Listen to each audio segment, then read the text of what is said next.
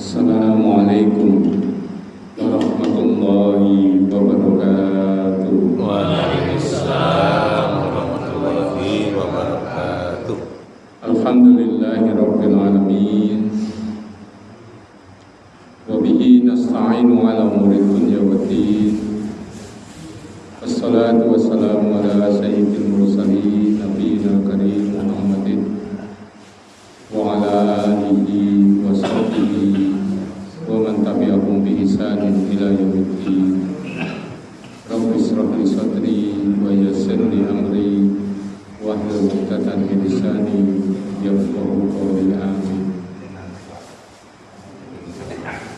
Bapak Ibu jamaah rahimakumullah, alhamdulillah, monggo kita bersyukur pada Allah Subhanahu wa taala. Malam hari ini masih diberi umur panjang, diberi kesehatan, diberi kekuatan sehingga bisa melaksanakan ibadah sholat maghrib. Insyaallah akan kita lanjutkan dengan ngaji sing mengasiji nek mengakape jenenge ngobrol. Ngoten nggih. Ya, ini ngaji. Dan kita berharap berdoa kepada Allah Subhanahu wa taala semoga yang kita lakukan malam hari ini adalah bagian dari amal soleh. Yang amal soleh itu adalah bekal menghadap Allah Subhanahu wa taala. Karena di akhirat harta, kekayaan, jabatan, kedudukan, semua yang sifatnya duniawi menjadi tidak berguna. Yauma la yanfa'u malun wala banun. Pada hari tidak berguna harta, kekayaan dan keturunan. Illa man atallaha biqalbin salim. Kecuali orang yang menghadap Allah dengan hati yang bersih, hati yang selamat. Salajengipun Bapak Ibu jamaah rahimakumullah, mohon izin, mohon berkenan. Malam hari ini saya diminta oleh Pak Agus untuk mengisi kajian matur wonten ngarsanipun panjenengan sami para sepuh, para pundhen sedaya. Bukan karena saya lebih pandai atau lebih baik. Mudah-mudahan ini adalah amanah saja yang bisa saya tunaikan dengan sebaik-baiknya. Oleh karena itu, kalau nanti ada kalimat, tutur kata, sikap perilaku saya yang nuwun sewu tidak berkenan wonten ngarsanipun panjenengan sami, saya mohon untuk bisa dimaafkan. Salajengipun Bapak Ibu jamaah rahimakumullah, dalu menika malam ini saya diminta untuk menyampaikan kajian dengan tema amalan dunia dan amalan akhirat. Berarti ada amalan-amalan yang sifatnya duniawi, ada amalan-amalan yang sifatnya ukhrawi atau akhirat. Berarti ada yang ketiga juga, amalan-amalan yang dunia sampai akhirat. Kalau ditanya kepada Bapak Ibu sekalian, pengennya yang dunia saja atau akhirat saja atau dunia akhirat? Pasti jawabannya itu sudah bisa ditebak. Pengennya adalah yang dunia akhirat. Maka menjadi pertanyaan. Assalamualaikum. Bagaimana agar amalan kita bisa menjadi amalan yang dunia akhirat?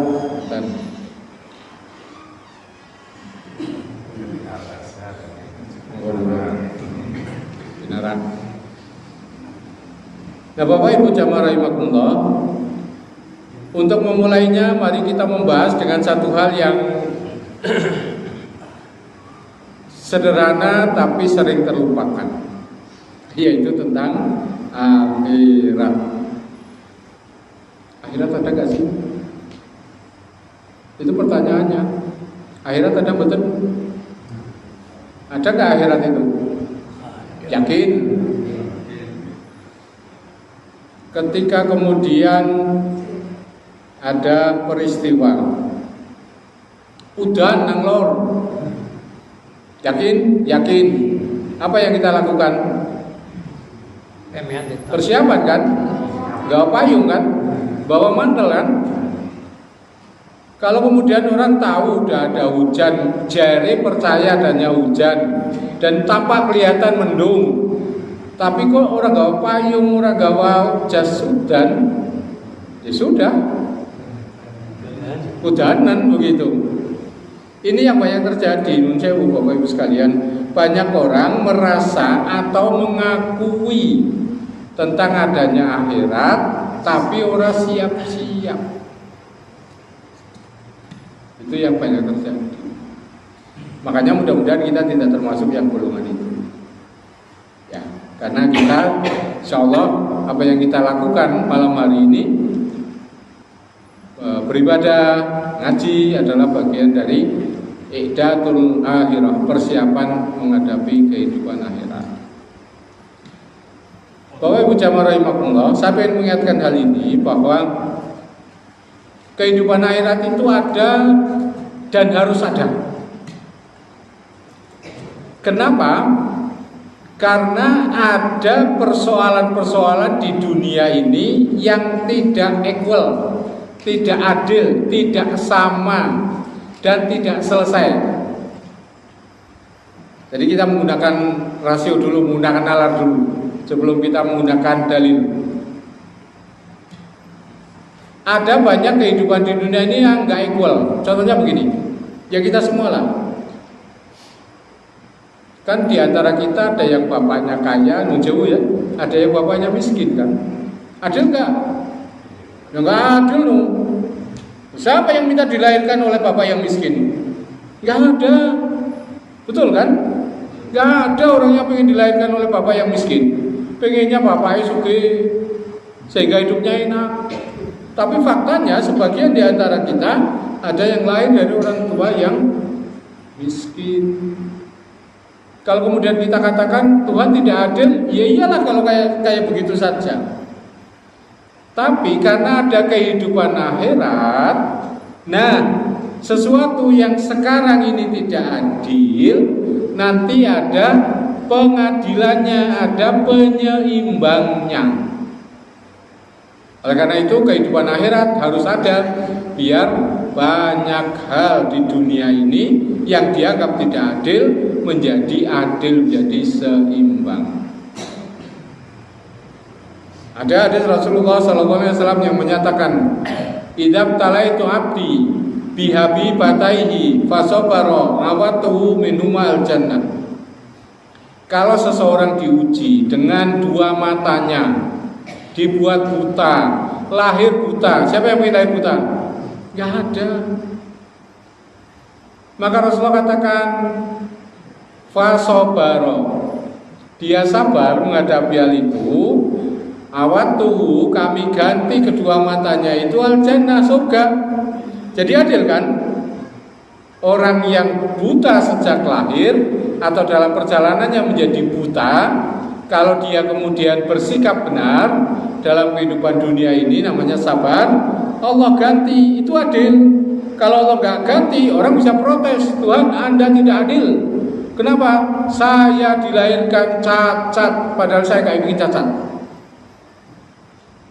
Dan ini yang pertama ya, akhirat itu ada karena banyak hal di dunia ini yang tidak equal, tidak adil, tidak sama. Yang kedua, banyak peristiwa hidup di dunia ini yang gak selesai. Dan kalaupun ada penyelesaian ora adil. Niki wingi sing rame niki. Korupsi 11 triliun. 11 triliun niku nek ditumpuk duitnya teng masjid niki penuh lho Pak, sampai atas itu penuh itu 11 triliun. Sing dihukum wong dihukum pirang tahun. Adil enggak? Adil. Kan? Begitu. Mereka-mereka yang dibunuh padahal tidak bersalah. Kalau kemudian hanya dunia saja, ya enggak adil. Oh, enggak selesai kok.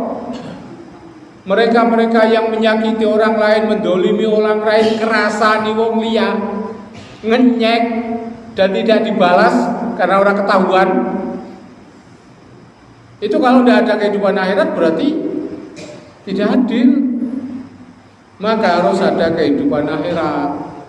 Untuk hal-hal yang tidak selesai di dunia itu diselesaikan nanti di akhirat. Oleh karena itu, ini yang harus menjadi satu pemikiran pertama, bahwa kehidupan akhirat itu wujud, itu ada dan harus ada. Kaifa takfuruna billahi wa kuntum amwatan fa ahyakum tsumma yumitukum tsumma yuhyikum tsumma ilaihi turja'un. Bagaimana kalian akan ingkar kepada Allah? Wa kuntum amwatan, dulu kita itu benda mati. Kita itu dari unsur tanah. Ya, kemudian sekarang kita menjadi hidup. Dulu kita bayi nggak tahu apa-apa, anak kecil itu nggak tahu apa-apa, orang mudeng. Kemudian sekarang kita punya kecerdasan, akal, pikiran. Nanti kecerdasan, akal, pikiran itu hilang lagi. Jangankan meninggal dunia, wong tua baik kadang-kadang akal, pikiran dan kecerdasannya sudah hilang kan. Orang pikun misalkan menjadi bodoh, anak kecil orang kenal. Lo siapa bu? Siapa sih? Sakit darah. Jadi kalau ada orang di usia-usia sekarang ini segar, kemudian merasa sombong dengan kecerdasannya, kepandaiannya, kemampuannya, saya bilang kebangetan. Wong dilamaning tua ya, pikun, mati maning begitu. Kaifa takfuruna billahi wa kuntum amwatan fa ahyakum, sekarang ini kita hidup. Summa yumitukum, kemudian kita akan mati lagi. Fisik kita terurai lagi menjadi unsur tanah di kuburan sana. Summa yuhyikum, kemudian akan ada kehidupan yang kedua. Ini penjelasan Allah Subhanahu wa taala bahwa ada kehidupan akhirat. Nah, setelah kita memahami adanya kehidupan akhirat, di dunia ini kan kita beraktivitas, namanya beramal. Maka adakah amal-amal duniawi saja? Adakah amal-amal akhirat saja? Dan adakah amal-amal yang sifatnya dunia sampai akhirat? Ini yang diinginkan oleh kita semua.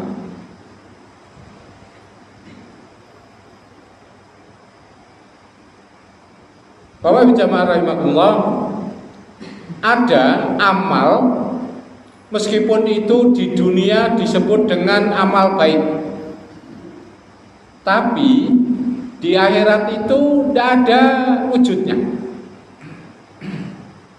Itu yang disebutkan di dalam surah Al-Furqan. Dari Pak Agus, WA-nya mengasuh Al-Quran sendiri-sendiri, tapi yang bawa Al-Quran saya doang. Gitu ya. Saya senang kalau ngaji itu memegang Al-Quran, kemudian dibaca, kita terjemahkan, barangkali 1-2 kalimat, 1-2 kata nanti nyantel, begitu. Karena model saya kayak begitu, Bapak sekalian, saya ngaji itu dengan model kayak begitu. Dan saya bukan lulusan pondok pesantren manapun, gitu. Karena dengan model belajar yang terus menerus, kayak pisau diasah, itu lama-lama tajam, gitu. Surah Al-Furqan surah 25 ayat 23. A'udzu billahi minasy syaithanir rajim. Bismillahirrahmanirrahim. Wa qadimna ila ma 'amilu min 'amalin faja'alnahu haba'an mansura. Wa qadimna, dan kami perlihatkan, ila ma 'amilu, terhadap apa yang sudah dikerjakan, min ngamalin, dari perbuatan-perbuatan mereka, faja'alnahu, kami jadikan amal mereka itu haba'an mansura, debu yang berterbangan. Jadi hadis ayat ini menyatakan bahwa ada orang yang amal-amalnya di dunia ini ketika sampai di akhirat itu seperti debu yang berterbangan, alias nggak bisa dipakai, debu, begitu. Dalam ayat lain dikatakan seperti fata morgana. Fata morgana itu nopo? Jam rolas awan nang aspalan gitu ya. Kayane metu banyune ngoten nggih. Lah itu namanya fata morgana. Ketika didatangi enggak ada airnya. Karena itu hanya uap air saja yang menampakkan seperti air, seperti bermanfaat tapi tidak. Nah ini, jadi ada fakta orang yang amalnya itu hanya dunia saja, di akhirat tidak ada, hilang. Itu yang pertama. Kemudian yang kedua, Allah Subhanahu wa taala Maha Adil. Barang siapa yang pengin amalnya itu dibalas di dunia, Allah akan balas itu. Tapi amal itu kemudian di akhirat tidak akan bisa dimanfaatkan alias hilang seperti debu, seperti fata morgana itu. Di dalam surah Al-Isra surah 17 ayat yang ke-18. Jadi kalau di masjid-masjid musola yang saya isi rutin ya, contohnya di utara saya Masjid Baitul Horiyah, rata-rata Qurannya rusak. Kenapa? Bolak-balik dibalik dibalik karena balik sini gitu kan, sama-sama rusak. Jadi masjid yang bagus itu Al-Qurannya pada rusak. Kalau masjid Al-Qurannya utuh baik, berarti jarang dibuka. Tapi mungkin masjid itu baik juga karena orangnya pada gawa HP sekarang. Al-Qurannya di HP kan, kayak saya ini kemana-mana gawa ini HP baik, lebih praktis. Surah Al-Isra surah 17 ayat 18. Man kana yuridul ajilata ajjalna lahu fiha ma nasya'u liman nuridu summa ja'alna lahu jahannama yaslaha madmumam madhura. Man barang siapa kana yuridul ajilata menghendaki segera dibalas di dunia ini amalnya, ajalna lahu kami segerakan balasannya fiha di dalamnya. Manasya apa yang kami kehendaki. Liman nuri itu summa ja'alna kemudian kami jadikan dia lahu baginya jahannama yaslaha, jahanam sebagai tempat masuknya, madmumah madhura dalam keadaan tercela dan terusir. Jadi Allah itu adil ya. Kalau ada orang beramal pengen dibalas di dunia ini, Allah kasih balasannya. Tapi hanya di dunia. Nanti di akhirat seperti debu, nggak ada manfaatnya, nggak bisa dimanfaatkan. Kalimat yang terakhir, ayat yang terakhir ini surah Hud surah 11 ayat 15.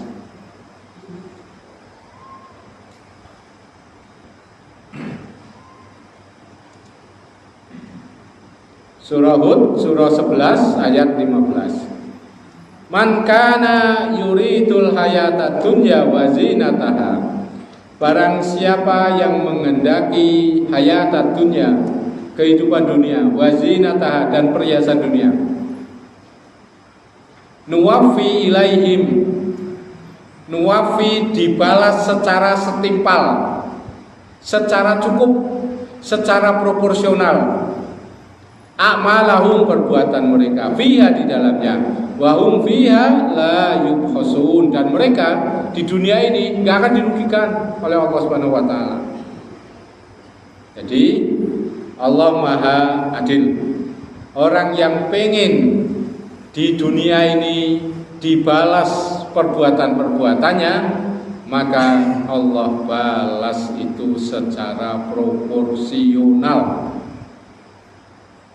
Nah, sedangkan barang siapa yang menghendaki kehidupan akhirat, maka Allah pun akan berikan kepadanya kehidupan akhirat. Nah, yang membedakan itu apanya? Itu yang pertama. Bapak Ibu sekalian jamaah rahimakumullah, Rasulullah sallallahu alaihi wasallam menyatakan innamal a'malu binniyat wa innamal likulli imri'in ma nawa. Faman kana hijratuhu ila Allah wa rasulihi fa hijratuhu ila Allah wa rasulihi. Wa man kana hijratuhu lidunya yusibuha aw imra'atin yankihuha fa hijratuhu ila ma hajara ilaihi. Innamal a'malu binniyat. Amal itu tergantung niat, balasan Allah tergantung niat. Barang siapa yang hijrahnya karena Allah dan Rasulnya, maka dia diberi pahala oleh Allah. Dan barang siapa yang hijrahnya karena dunia yang pengen dikejar atau perempuan yang pengen dinikahi, maka dia dibalas oleh Allah dengan mendapatkan itu semua. Di sebagian penjelasan para ulama menyatakan asbabul wurud, sebab-sebab turunnya atau kalimat hadis ini adalah karena memang ada seorang perempuan yang hijrah. Nah, ada seorang laki-laki yang pengen menikah dengan perempuan itu, tapi kok sing wadon malah hijrah. Akhirnya dia ikut hijrah, maka diberi pahala oleh Allah berupa bisa menikah dengan perempuan yang disukainya, tapi tidak mendapatkan pahala hijrah seperti para sahabat yang lain, alias di akhirat itu dia tidak dapat pahala hijrah. Nah, oleh karena itu Bapak Ibu sekalian, hadis ini kemudian sering kita dapatkan mengajarkan kepada kita untuk memiliki niat yang benar di dalam aktivitas kita semuanya, agar balasannya nanti balasan yang benar sesuai yang kita kehendaki. Kalau niatnya salah, maka dibalas sesuai dengan niat itu. Maksudnya salah adalah tidak sesuai dengan yang dikehendaki oleh Allah. Istilah kita tidak ikhlas. Meskipun amal itu tampaknya amal ukhrawi, tampaknya amal akhirat. Contohnya, ngisi pengajian itu kan asumsinya itu kan amalan akhirat kan? Itu kan? Itu. Tapi kalau ada orang ngisi pengajian, khotbah, niatnya misalkan saya mau diundang Pak Agus, karena biasanya kalau saya diundang ceramah ke sini diamplopi, begitu diamplopi apa orang. Misalkan kayak begitu ya, lumayan begitu. Terus saya berangkat gipiak karena pengen dapat amplop. Panjenengan mengira saya itu melakukan amal akhirat, tapi Allah balas saya hanya dengan amplop saja. Naudzubillah min dzalik. Maka ketika ada orang datang pengajian karena pekewuh, karena isin, maka dapatnya rasa isinnya hilang. Ketika orang datang pengajian karena orang kepenak, masanya ketua ranting orang mangkat sih, dapatnya kepenak.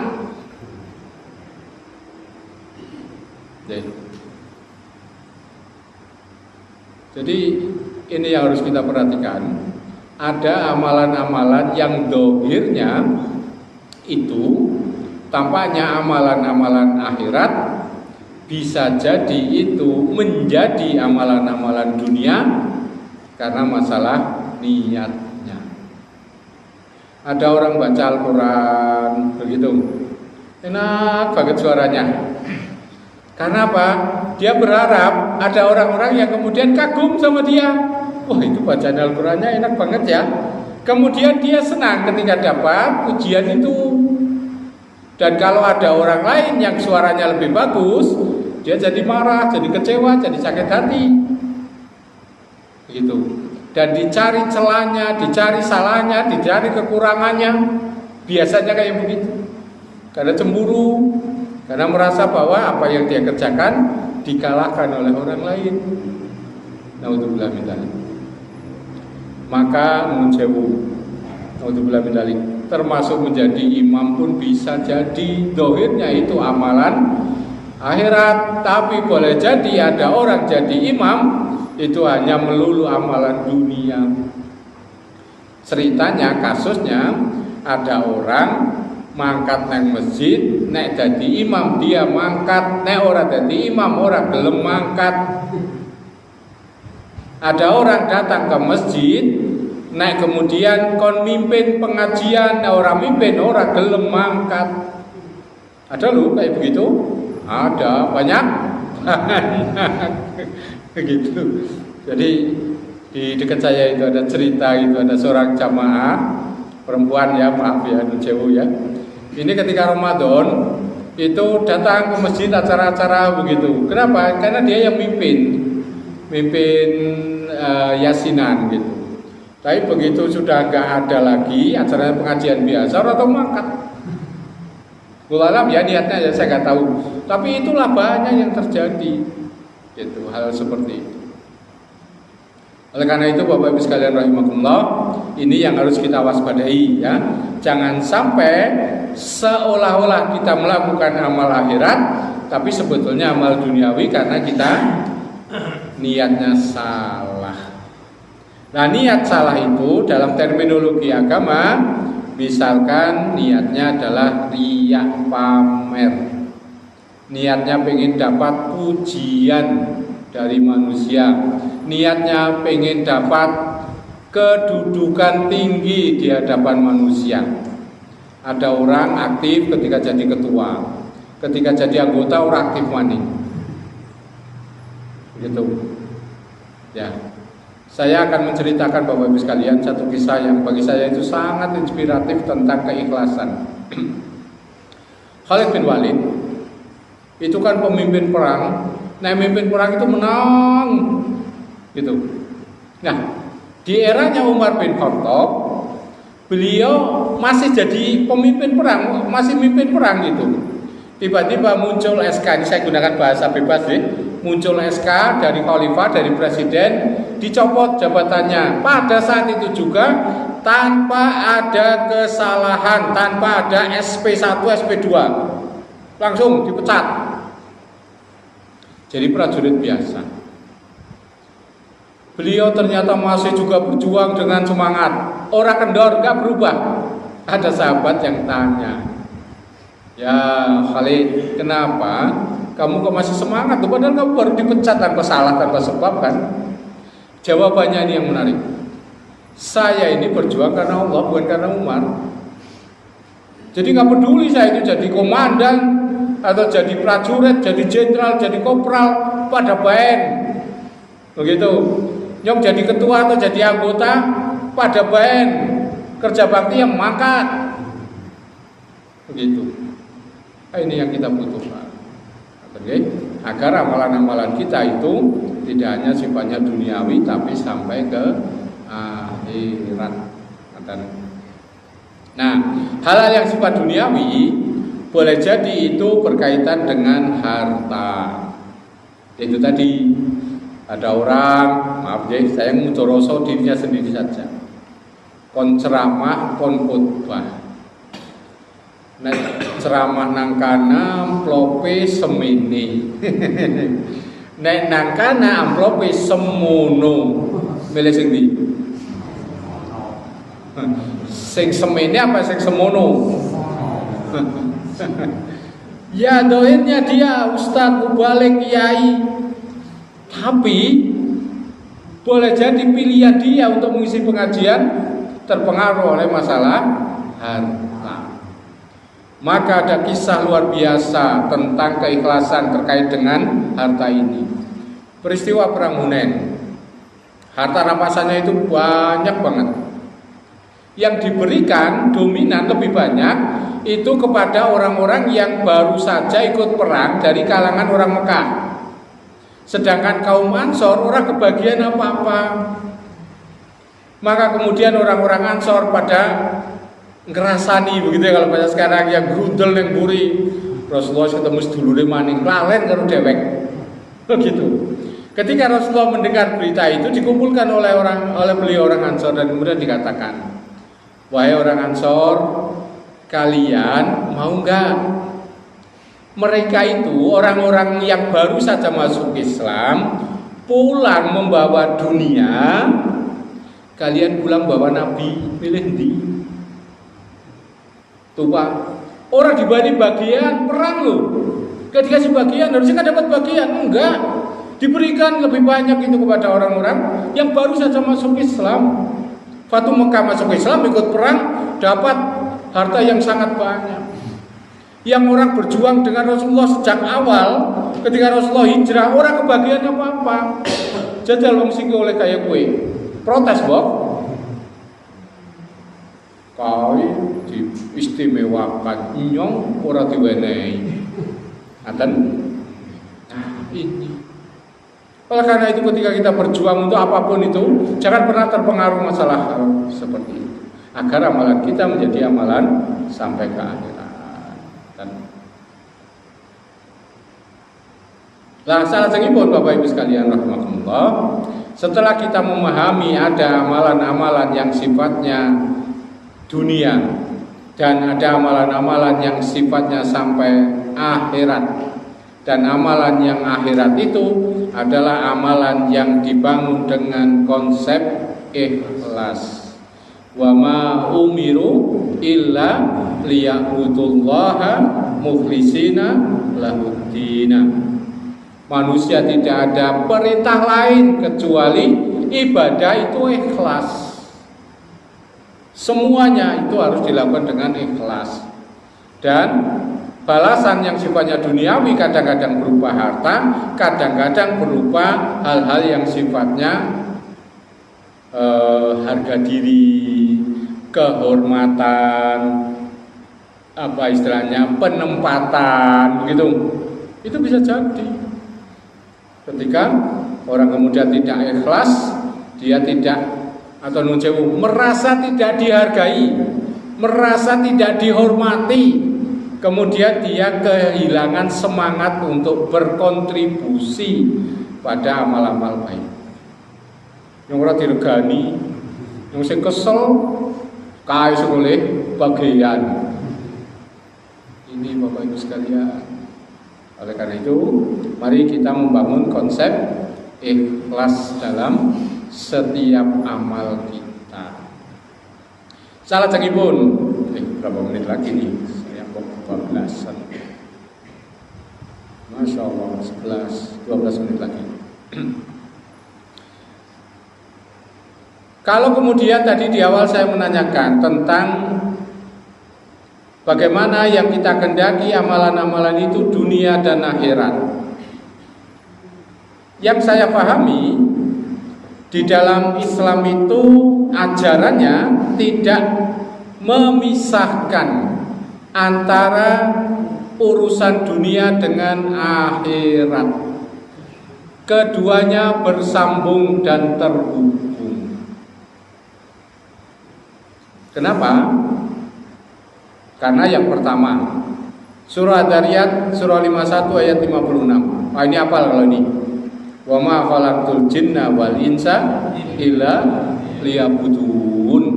Manusia dan jin tidak diciptakan kecuali ibadah. Apa itu ibadah? Nah, ini yang angel itu. Selama ini orang memahami ibadah itu ya sholat, ya zikir, ya puasa, baca Al-Quran, terus olahraga, ngode, healing, begitu ya. Itu terlepas dari ibadah. Ketika kerja terlepas dari ibadah, banyak orang bekerja kemudian tidak profesional. Apalagi kalau gajinya cilik. Wah, kesel ngapa sih wong bayarnya cilik? Karena yang dia kendaki dunia, balasan itu. Ya. Oleh karena itu Bapak Ibu sekalian, Allah ketika menegaskan kalimat ini wa ma khalaqtul jinna wal insa illa liya'budun, berarti ini mengandung sebuah konsekuensi. Semua amal kita harusnya semuanya ibadah. Nah, kalau ibadah disempitkan hanya masjid, musola, pengajian, zikir, baca Al-Quran, orang ngode, orang olahraga, orang healing, orang guyon, orang bojo, ya menjadi susah. Maka ibadah itu adalah ismun jami'un, segala hal yuhibbullah wa yarda, yang disukai dan diridhai oleh Allah. Min fi'lin, dari berupa perbuatan, au kaulin, atau perkataan yang lahir maupun batin. Jadi semua aktivitas kita kalau kita kerjakan untuk dapat ridha Allah, maka itu akan bernilai ibadah. Sehingga ketika seseorang itu bekerja, itu bisa menjadi ibadah. Kalau dia bekerja pengen dapat ridha Allah, maka kalau pengen dapat ridha Allah, dia kerjakan niatnya adalah satu, untuk menjalankan perintah Allah. Saya bekerja kenapa? Ini perintah Allah. Fa idza qudiyatis shalah fantashiru fil ard. Kalau sudah selesai sholat, bertebaranlah di muka bumi. Carilah fadilah Allah, wadkurullaha katsiran, ingat Allah yang banyak, la'allakum tuflihun, agar sukses. Faquli malu, bekerjalah. Fa sayarallahu malukum, Allah akan melihat pekerjaan kalian. Jadi saya bekerja itu karena menjalankan perintah Allah. Saya menikah, kenapa? Karena menjalankan perintah Allah. Wa ankihu min nisaikum masna wa sulasa wa ruba. Nikahilah perempuan itu 2, 3, dan 4. Kalau tidak mampu ya satu saja. Nah, saya Pak Agus termasuk yang tidak mampu. Bojone izin dong. Begitu. Ini. Jadi kalau semuanya dikerjakan karena pengen dapat ridha Allah, yang penting ridhani Allah. Kalau dunia menjadi nomor 2. Misalnya, dalam rumah tangga dilala bojone bebai. Kalau pengen dapatnya ridha Allah, dia tetap baik kok sama istrinya, sama suaminya. Karena pernah saya matur barangkali ya, ada lelaki baik dipasangkan dengan perempuan yang tidak baik. Itu Nabi Nuh, Nabi Lut. Ada perempuan baik dipasangkan dengan lelaki yang tidak baik. Itu Fir'aun, istrinya Asia itu orang baik, orang soleh, orang beriman. Jadi kalau kemudian suami soleh dapat istri yang soleh, nggak tentu. Suaminya rajin ngaji, bojone ora tahu babar belas ya pirang-pirang. Sing bojone rajin makan, sing lanang ora tahu katon ya pirang-pirang. Dan itu kita kerjakan, jangan sampai mempengaruhi pengabdian dan perbuatan baik kita kepada pasangan. Karena apa? Kita menjalani itu karena perintah Allah. Itu, Masya Allah. Kalau bisa kayak begini, kayaknya rumah tangga lebih ayem. Nah, oleh karena itu konsep wa ma khalaqtul jinna wal insa illa liya'budun artinya semua perbuatan kita bisa bernilai dunia akhirat. Makan kita, minum kita, olahraga kita, healing kita, guyon kita, semuanya bisa bernilai dunia akhirat. Agar bisa bernilai dunia akhirat, satu tadi masalah niat. Yang kedua, bahwa perbuatan ibadah itu ada yang mahdoh, ada yang ghairu mahdoh. Yang mahdoh seperti sholat, tata caranya sudah rinci. Yang ghairu mahdoh berarti semua perbuatan baik yang disukai dan diridhai oleh Allah. Bahasa sederhananya para ulama adalah semua perbuatan yang tidak melanggar aturan Allah, maka itu menjadi perbuatan baik dan itu bisa berpahala. Kenapa mudik kerja ben oleh gaji ben ora nyolong? Itu termasuk niat yang baik. Apalagi kalau niatnya lillahi ta'ala betul.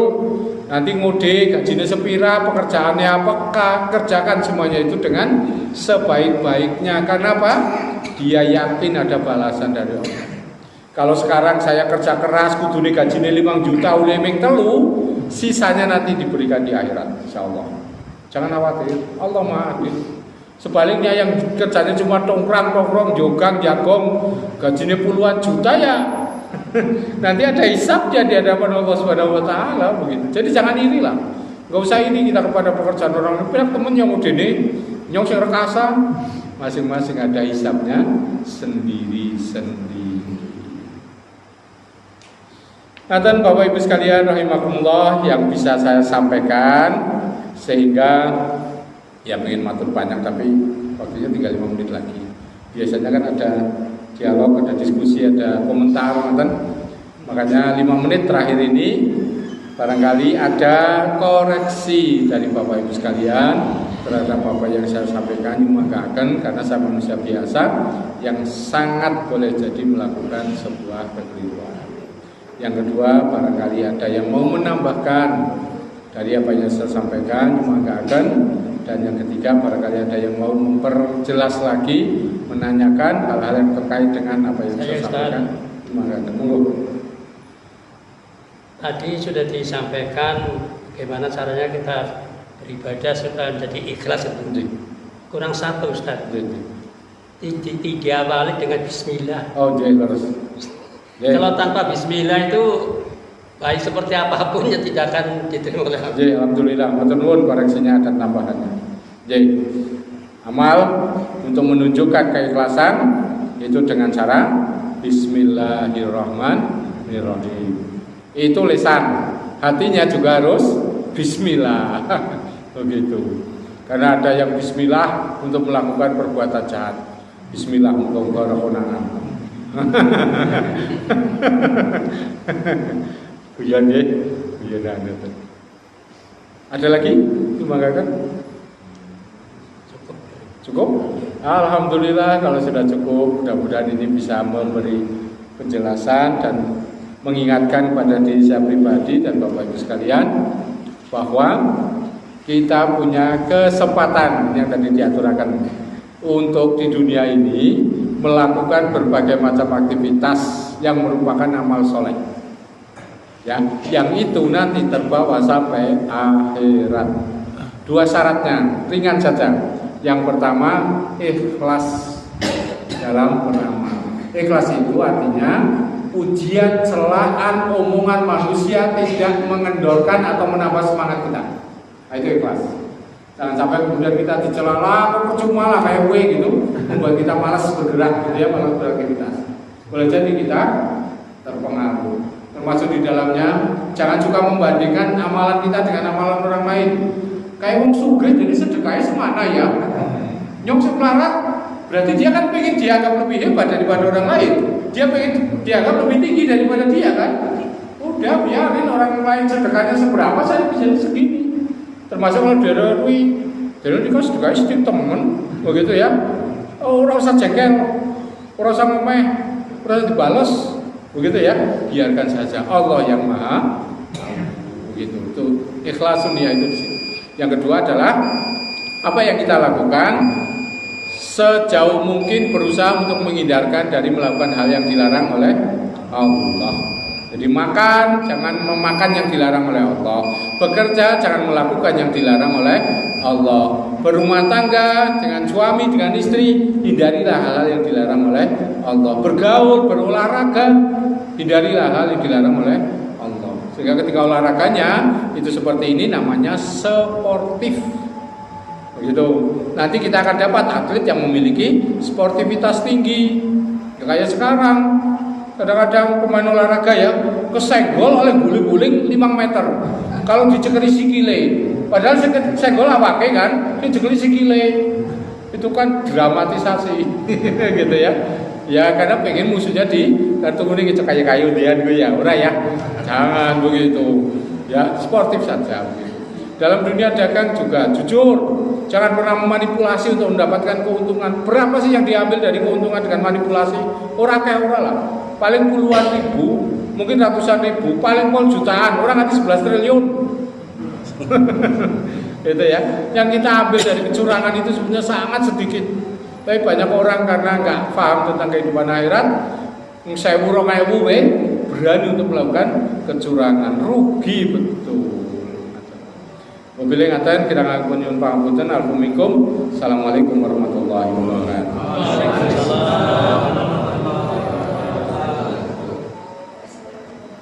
Tausiahnya perlu kami sampaikan tadi kan kalau sudah tua loyo ya panjenengan buka surat Yasin ayat 68 Bapak nungimu ilaidah.